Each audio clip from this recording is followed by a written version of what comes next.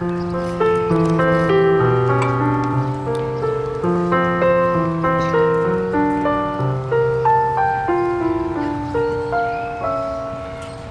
of all places, in front of Christie's, some freakishly cold winter's day. I had on several unflattering layers of wool. He slipped on the ice with his grocery bags full. So I rescued some Fruit Loops he dropped by the curb, and he made some remark that my smile was superb. I thought that was sweet, and I started to go, till he said, "Hey, what you doing tomorrow? Because I'll be here at the corner of Bleecker and Mercer tomorrow at 7. If you want to meet up, I'll be waiting right here. In case there are two fellas waiting for you, my name's John." He waved and then he was gone.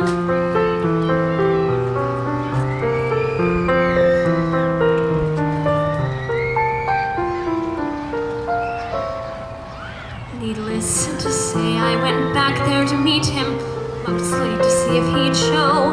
And there he was, out in the cold, with his jacket pulled tight. He took me to dinner and kissed me goodnight. And the next week we went to this terrible play. And the week after that, drank hot chocolate all day. And suddenly, 8 or 9 months had flown by when he said, "Hey, what you doing the rest of your life? Because I'll be here right beside you as long as you want me to be. There's no question, there is nothing I've wanted so much in my life." This may sound immature, but I'm totally sure you're the one. And we had just begun. We got hitched in September, our favorite month, with this rock band that played at this old synagogue.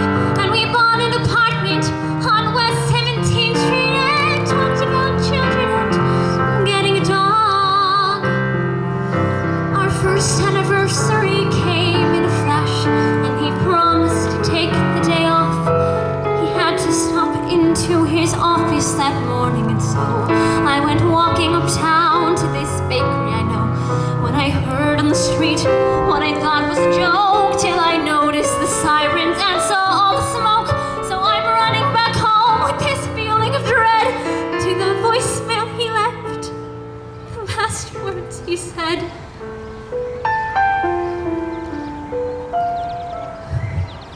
"I'm sorry, I don't mean to ruin your evening by bringing up all of this stuff.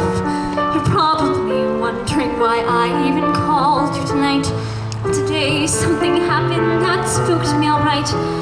I saw this storm cloud of papers fall down from the sky, and I thought of that day, and I started to cry.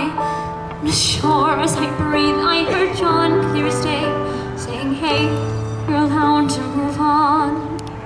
It's okay, because I'll be here.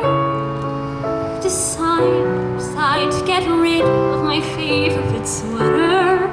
Even if you go out on my birthday this year, instead of sitting at home, letting all of life's moments pass by.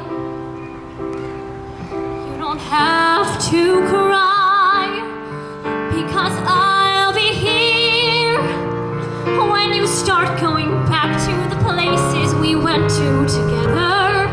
When you take off my ring and you let yourself smile. When you meet someone handsome and patient and true, and he says that he wants to be married to you. When you call him one night and he meets you downtown, you finally answer him, "Yes, yes, Jason, I will marry you. I will give you my heart. It's taken so long, but I'm ready to start."